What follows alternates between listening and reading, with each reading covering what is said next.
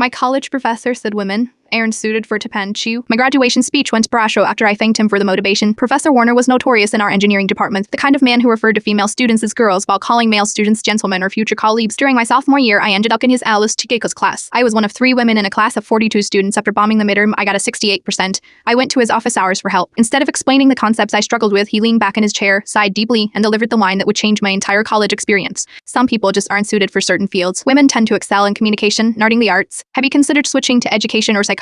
I sat there stunned, my failed exam between us. I am not switching majors. I finally managed. Suit yourself, he shrugged. But I've seen this story play out hundreds of times. No shame in finding where your natural talents lie. I walked out of his office and cried in the bathroom for 20 minutes. Then I found the department head's office and switched into Professor Chen's section of Pao's X-Rows. That night, I created a study group with the other 2 women from Warner's class. We met 3 times a week in the library. Soon, other students from both sections started joining us by finals. Our study group had grown to 15 people. I scored a 97% on Professor Chen's final. The other 2 women who transferred out of Warner's class scored 94% and 96%. Fast forward 3 years. I was graduating summa cum laude with a double major in mechanical nag and campaign science. I'd been selected as a student speaker for graduation. As I approached the podium, I saw Professor Warner in the second row of faculty looking bored. I want to thank all the professors who supported me throughout my journey. I began. Particularly Professor Chen, who showed me that excellence in teaching means believing in your students' potential. I paused, making eye contact with Warner. I also want to thank the professor who told me women aren't suited for tuition fields when I was a sophomore. Your words could have ended my engineering career, but instead they propelled it. Every all-nighter, every difficult problem set, every moment I doubted myself, I remembered your certainty about what I couldn't achieve. The crowd grew completely silent to any student who's been told what they can't do based on who they are,